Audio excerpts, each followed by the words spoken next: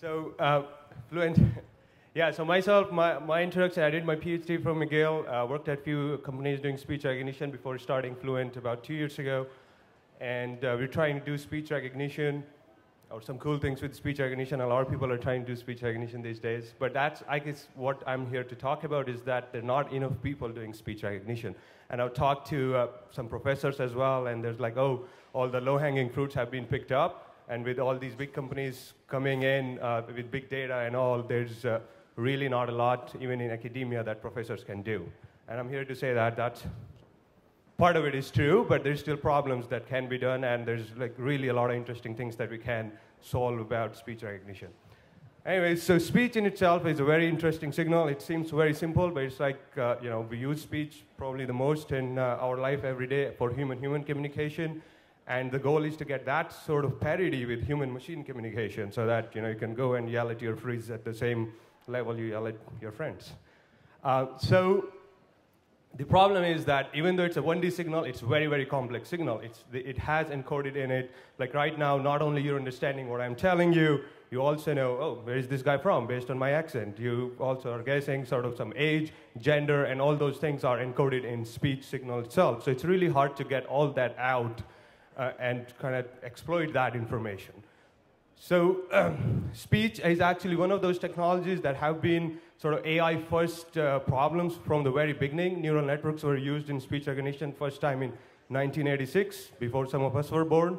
And even recurrent neural networks actually first were applied to speech recognition in 1990s. Things died down, like with everything else, image and all. Neural networks kind of went out of fashion in speech as well, and then other sort of models like Gaussian mixture models and hidden Markov models starting to come in like 95 to, you'd say, late 2000s. Then when Jeffrey Hinton and some people from Microsoft were the first ones to apply deep neural networks to speech, that was the first inflection point in sort of in the adoption or in the development of speech. So kind of speech has been one of those technologies that has been like 5 years away since last 30 years. So like we've been hearing like, oh yeah, speech is here, but I think finally it's here. So we have some good technology that's been developed, because in image you have static data. The data, like your photo, your cat, the picture is going to remain the same whether it's now, you look at it 5 minutes later, and so on. But in speech, you have the temporal information. So it's not only what I say in like these 20 milliseconds, but it also how they relate to the next 20 milliseconds, and so on and so forth. And that's why in speech, sort of, you have to use multiple sort of statistical models together. So when before neural networks, we had Gaussian mixture models, and on top of that, we had hidden Markov models too. So Gaussian mixture models, we'd sort of map that, okay, in this 20 millisecond, Vikrant is maybe saying ah, or some other phone. Phone are these basic building blocks of sound, sort of common between different languages. And then hidden Markov models would weave them together to say, okay, what is the most likely word string, which is a sentence. It's like, what is this person actually saying? GMM fall out of favor when DNNs came in, but the overall problems kind of remain the same. You have a DNN mapping to these phones or triphones, which is like some other fancy representation of phones. And then you have this hidden Markov model sort of weaving them together. Next development was like, okay, how about we use convolutional neural networks? So convolutional neural networks, but the hidden Markov model stayed. Then people started replacing hidden Markov model with recurrent neural networks now. So because they are capable of taking advantage of the temporal signal. And so the current sort of state of the art is using LSTM, long short-term memories, with CTC, connectionist temporal classification. That's sort of another, it's like a modified objective criterion for training your neural network. So that's the state of the art, and it does really, really good. We have been, in fact, since in last 5 years, since from 2000 or 7 years, my math is weak, so from 2010 to like today, we've been able to go from 40% word error rate, which is how you calculate error on speech. It's basically in a sentence how many words were wrong or substituted or deleted, divided by total number of words in that sentence. So we've been able to go from 40% word error rate to 5% word error rate on a very common database switchboard. Think of it as like see for image native speech, right? So on switchboard, we've been able to go like 5% word error rate, which is really, really cool. But for English, so the thing is, we've come a long way, but the problems remain. And problems are in noise. If there's noise, performance goes down.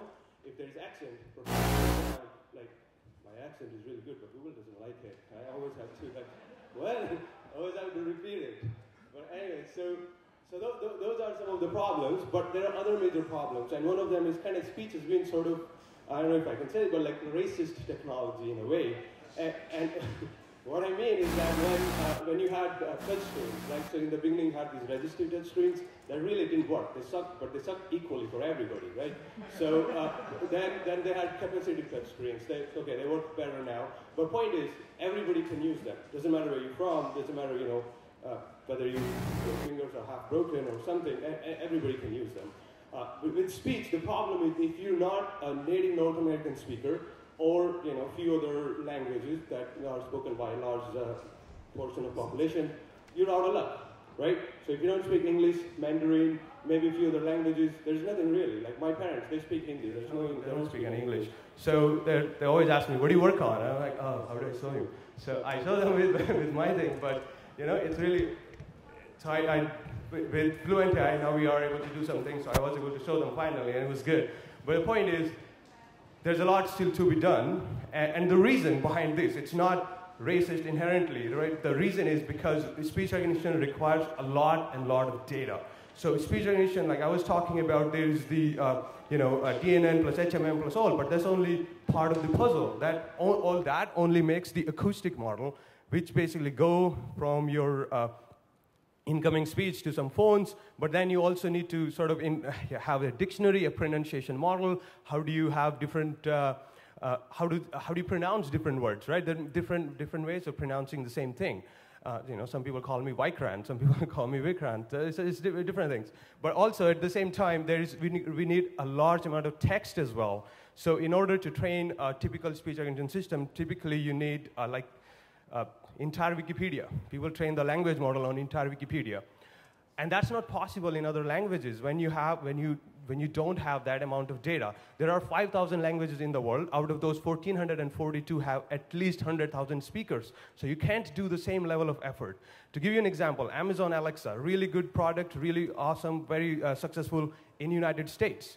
Outside of the United States, there's no Amazon Alexa. Like they've been trying to launch it in Germany for the last 2 years. I think they finally launched it in beta, but the reason is because it's really hard to do that.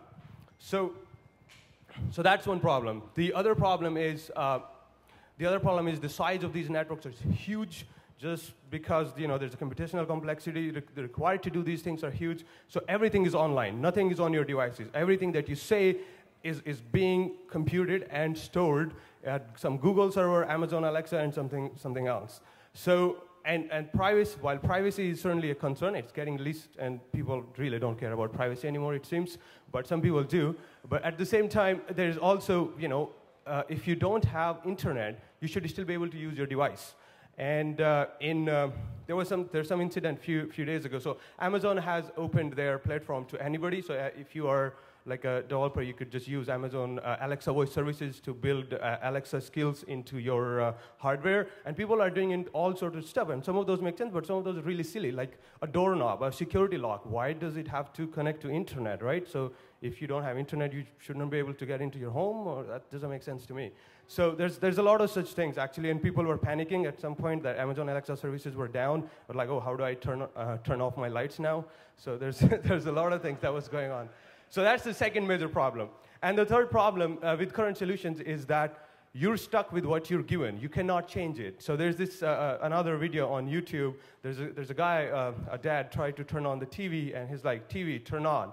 TV, turn on. It doesn't turn on. Guy getting pissed off. His son comes in and he's like, oh, it's not turn on, it's power on, right? So it's such a small change, but you shouldn't have to remember, right? The whole point of having that parity is it needs to understand, or if it doesn't, you need to have the capability to change that. Like, okay, I don't want turn on. I speak English all day. My native language is Hindi. Maybe I want to talk Hindi to my machine at some point, right? Just get a break. So those are some of the things, and those are the things that we're trying to do at Fluent.ai. Basically, develop systems that are develop systems that are highly accurate, requires very little amount of data to train in any language. So I gave you the Amazon Alexa example. In comparison, we worked with a German company to deliver them a customer care solution. It took us 6 weeks to go from start to finish to give them a customer care sort of agent you can talk to pay your bills and things like that. So that's kind of show how quickly we can go to new language. We require 1,000 times less data. It's not perfect. It's still a problem. I'm not saying we've solved that. I'm saying we're working towards that solution. So that's one of the things. The other thing is our technology can learn. That's kind of what we try to solve is personalize. Give the end user without zero knowledge of like development or coding and all, say like, I don't like this command or this phrase or this thing. I want to talk to machine in my language. I like Klingon. I would want to speak to you in Klingon. So the machine should be able to learn from the user and do that. So that's another thing we are doing, allowing end user to personalize their machines, to talk to their machines the way they want. And then in any language they want, irrespective of their accent, everybody should have the same right to yell at their machines. It doesn't have to be like, a language specific. So that's the other thing. And we're trying to do that, all of that offline, on device, trying to compress the models, designing very small models, something that can run on your wristwatch without having to go to the internet. Or if you lose internet, you should still be able to use those. So those are some of the things, some of the problems I'm saying.